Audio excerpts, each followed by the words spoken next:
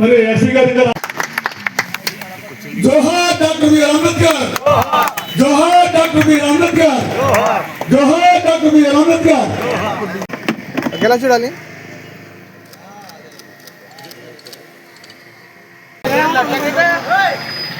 Doctor BR Ambedkar గారు మనకి మంచి స్ఫూర్తిదాయకం. ఆయన యొక్క విగ్రహాలను ఏర్పాటు చేసుకుని ఆయన్ని సత్కరించుకుని సన్మానం చేసి ఎంతో మనం రుణపడి ఉన్నాం.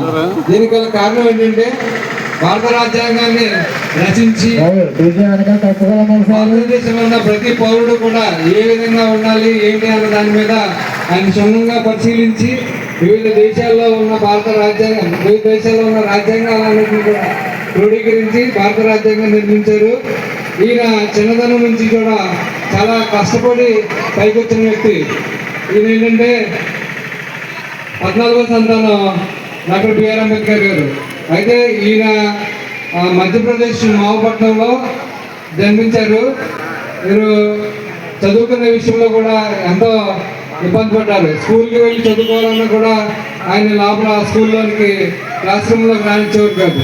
వాటర్ తాగడానికి కూడా మంచినీళ్ళు ఇచ్చేవారు కాదు. అలా ఎంతో కష్టపడి ఆయన శ్రమించి కష్టపడి అమెరికా వెళ్ళి అమెరికాలో విద్యాభ్యాసాన్ని కూడా బారిస్టర్ లా చదువుకుని లా చదువుకున్న తర్వాత మళ్ళీ ఇండియాకి వచ్చి ఆయన చక్కటి ఉద్యోగం చేసుకోవచ్చు. కానీ భారతదేశ ప్రజల కోసం సామాజిక వర్గాల కోసం అందరినీ కూడా ఒక సమాన న్యాయం కల్పించాలనే ఉద్దేశంతో ఆయన వివిధ రచించారు. స్వతంత్ర సమరయోధం కింద వారు కూడా పాల్గొన్నారు. తర్వాత రాజకీయాలకు వచ్చి మొట్టమొదటి న్యాయశాఖ మంత్రిగా కూడా చేశారు.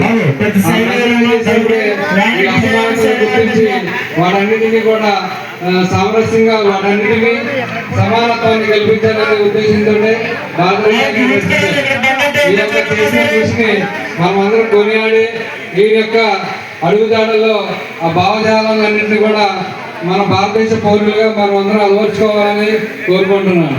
ముఖ్యంగా ఏంటంటే దీనివల్ల మనం నేర్చుకోవాల్సింది ఏంటంటే ఎంత కష్టం వచ్చినా ఎంత సమస్య వచ్చినా ఏదైనా సరే మన దగ్గర ఉన్నది ఒక్క ఆయుధము చదువు. ఖచ్చితంగా బాగా చదువుకుని మంచి ఉన్నత అభ్యాసాన్ని అభ్యసిస్తే ఎవరికైనా ఎటువంటి గౌరవమైనా దక్కుతుంది.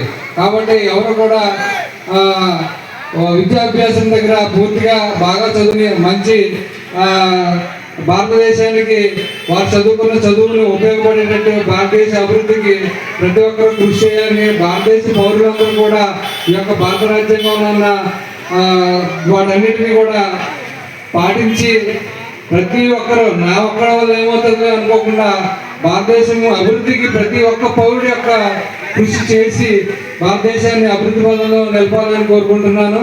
ఈ అవకాశం ఇచ్చిన కమిటీ సభ్యులకు ప్రపంచకు ప్రతి ఒక్కరికి కూడా ధన్యవాదాలు తెలియజేస్తున్నాను. Thank you.